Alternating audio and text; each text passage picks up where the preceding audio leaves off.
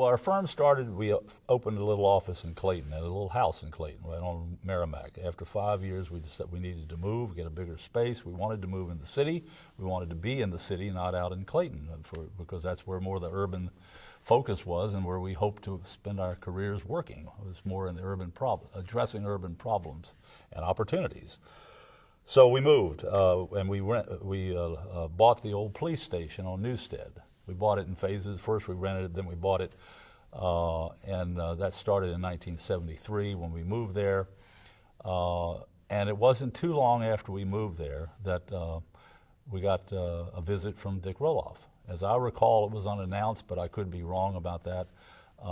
He came in, we sat down and talked with him and about what he was looking for. He was looking for someone to be his right hand, let's say, be his technical outreach to plan and execute a redevelopment plan for the area.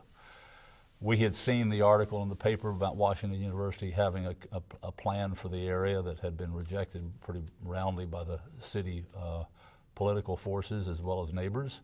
And we were curious about what this all meant, and we were excited by the opportunity to step in and have a role in refocusing that idea, because we did believe the idea of capitalizing on the interests and capabilities of the medical center and the university to drive a redevelopment scheme. We thought that made a whole lot of sense, but obviously has to drive it with the participation and of the people who are affected and a real sense of accountability, which we figured the university would bring to it if they got their feet into it and really understood what they were doing. And I think with the newspaper announcement was a problem. It may have created an opportunity too, let's put it that way. Conceptually, I think it was profound. It changed everybody's thinking because it brought a focus to the area. It suggested that there was something different that could be done, but it suggested what maybe shouldn't be done, which was almost a clean sweep of the neighborhood and a rebuilding from the ground up.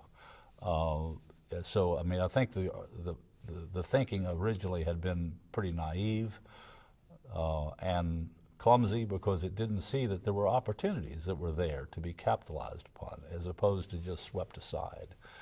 It was, single thinking. A planner, a designer can think about how this big area will be and should be, and boom, that becomes the dictum. And that's not the way things really can get done effectively in a city. And that was a repeat of the Mill Creek mentality, you might say. And in terms of urban investment, urban development, rehabilitation was playing a minor role across the country. Most people thought it was all or nothing. It was go in and redo it or not worth spending the time and money on. And that was the opportunity here, was to rethink that concept and say let's figure out what is good and useful that we can keep, and then use those bones to build on. And that's what we did.